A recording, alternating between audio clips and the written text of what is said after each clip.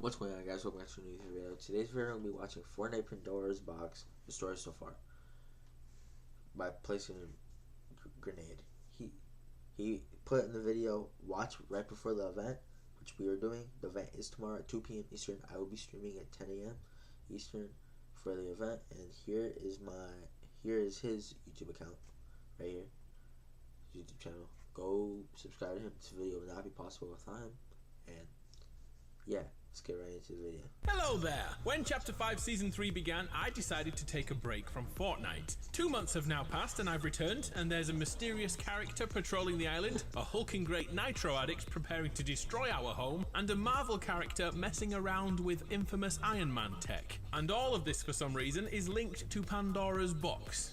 I think we need a story recap of Chapter 5. Here's 7 months in about 12 minutes. My name is Adamaru, good to see you again. Make sure you use this code. Before the Wanderer arrived, before Zeus waged war on humanity, things were very different. We had just travelled back in time to the OG island and unleashed the power of the 0 point, freeing everyone trapped within. That should have been the end of it all, but loopers needed that battle royale feeling, and a new island became our home. The only link to our past was through Jonesy, the blonde ding-dong who was once our enemy became the hero of this story, and immediately we had a problem. Peely. The scientific accident merging man and banana, and the best friend of Jonesy, had been kidnapped by the tyrants of this new island known as the Society, a bunch of socialites with more money than sense. To combat this, Jones joined another faction, the Underground, fighting to topple the Society. As Season 1 continued, our hunt for Peely uncovered 2 plot points. First, the leader of the Underground, Hope here, has a sister named Valeria, who just so happens to be a key member of the Society who are looking for something. By visiting Valeria's home, we could find a simple book laid open. Little did we know at the time, but this was a sketch of Pandora's Box, the very same one from Greek myth. The Society planned to locate and open that box, and if the prophecies were true, it would change the island forever. While Valeria and Society hunted for that box, Jones and the Underground casually freed a kidnapped banana.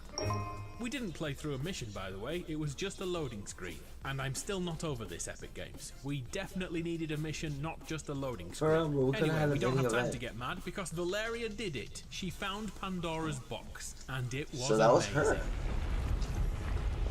Interesting. A Titan hand protected the chest, and chains prevented anyone from accidentally opening it. Of course, the loopers couldn't resist, and within a few hours, it was open. You know, I like that.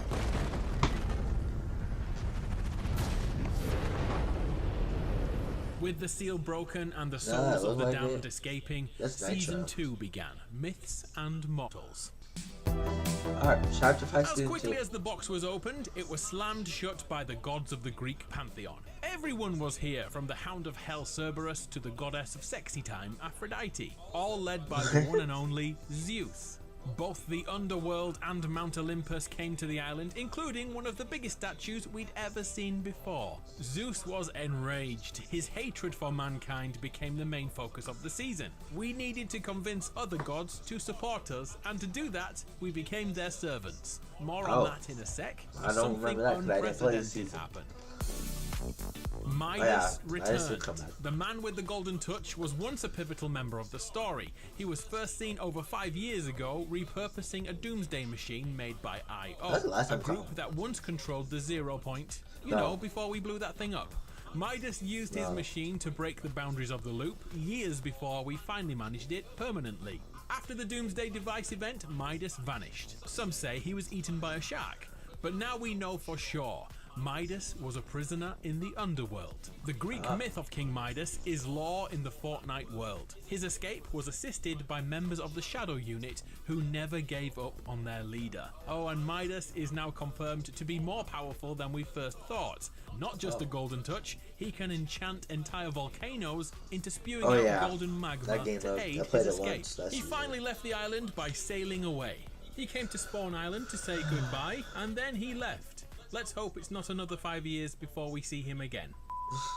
By the time the Golden Touch dude got away, the madness of Zeus became palpable. His disdain for humans who helped free his prisoner became a declaration of war. The gods versus the mortals. We did not stand a chance, and the once strong society had already left the island and gone into hiding. Luckily though, other gods had warmed up to us. Aphrodite was now our ally, as was Artemis, and even Hades, the god of the underworld, supposedly the most evil god of all, joined our side. It was thanks to two individuals that we lived long enough to tell this story, as the Oracle, basically a speaking bowl of water, and the snake-headed Medusa found Zeus's weaknesses. All his godly powers came from the sands of time.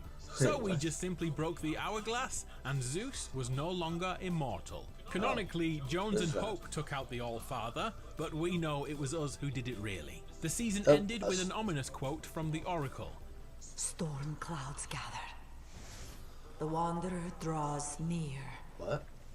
Even in the darkness, hope will guide you. She foretold the Wanderer's approach months before it happened. We didn't have time to think about it then, because Zeus left us one last gift before he was banished.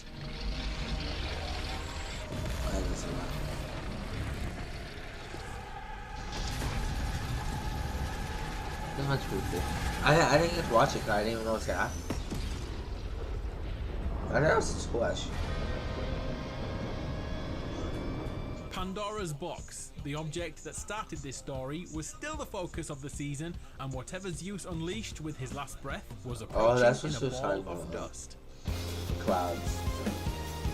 Season 3 brought in a desert wasteland to the south of the island, and a new enemy took control. The nitro-infused Megalodon. It looks like the bolt from Pandora's box dragged the Don's Leviathan ship to the island, crashing and becoming marooned. We quickly found this faction's motivations are to destroy the island and then get back on the open waves. Luckily, there is something stopping Megalodon's plans. The Leviathan is stuck fast and is all out of fuel. All the gauges read 0. A huge refinery has been constructed, mining our island's nutrients for two reasons. First, to refuel the Leviathan, but also to perfect nitro. Fortnite's super-powered speed goo, or fast juice if you prefer the previous titles. Nitro is so potent that one dose can let a mere mortal run through walls. Nitro is pure chaos. Over at the rig, you'll find the Machinist. Not only has she found a rich ore to mine into, she's already constructed fuel lines to get the Leviathan back into action ASAP. I'm so hyped for this event. And as the final few days of the season approach, the fuel pipe will evolve and reach the Leviathan imminently. We do not have much time to put a plan together. I'm grateful for that. But not to worry, our reluctant heroes, Hope and Jones, have been working hard this chapter. The dynamic duo have been tracking down gems in the wasteland. And not just any unrelated gems, oh no, these are the gems from Pandora's box. I told you everything leads back to that chest. 4 of them in total, the first stolen from Megalodon's garage, then another for impressing Scar at the Nitro Dome, a bizarre quest from Peabody gifted us gem number 3, and lastly this gem was stolen from Don's secret stash location. But what the heck are these things for? Well, there's something strange to note. Handling these gems causes the holder to experience visions and crippling headaches. It is said the graffiti around the island is directly due to wastelanders seeing visions and then painting their foresight. Hope herself tells about one of her visions. The mysterious wanderer was seen speaking to Megalodon. Don't tell Jones. I don't want him to worry. And we're so close to getting the good ending here. Finally, with all the gems procured, we can hand over all 4 orbs to Hope, who makes a startling discovery. Who are you? I'm a looper. Call me the Oracle, no, not me. my child. And oh boy, do we have some talking to do. It's the Oracle. They were her visions being pushed through those gems.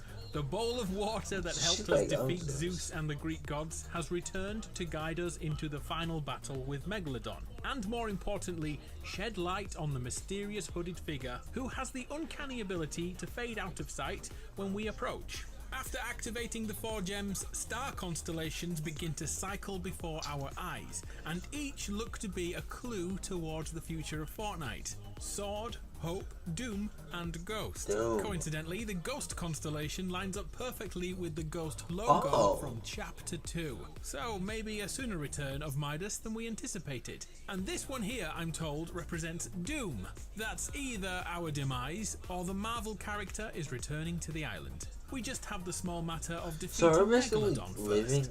But wait, there's more going on here. Aside from Hope and Jones, another character is quietly doing his own thing on the island, beginning a subplot which could change everything.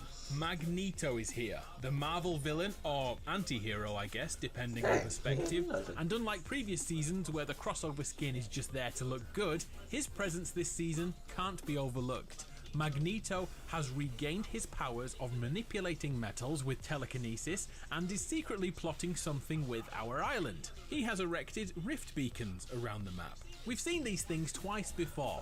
First in Chapter 1 when the scientists brought realities from other worlds to Fortnite, including Gotham City, and then this tech was advanced by Iron Man in Chapter 2 as a chunk of New York was ported over, including Stark Industries.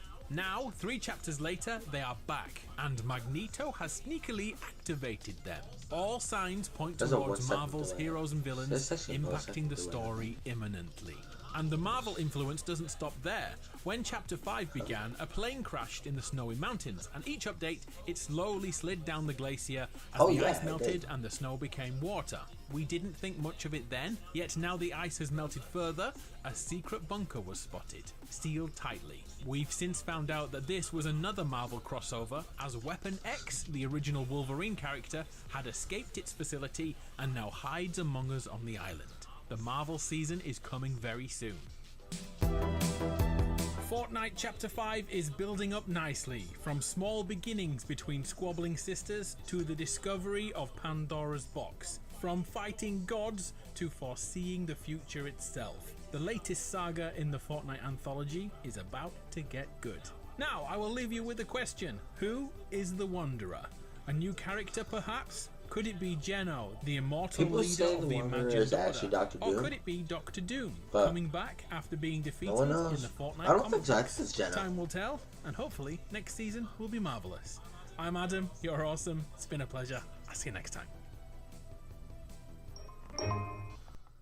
Alright, well, that was the video. Shout out to PlayStation Grenade. I keep trying to say Post Pop Pack, but it's not. Shout out to PlayStation Grenade for this awesome video. And yeah, I'll be streaming the event tomorrow. Toodles. Bye.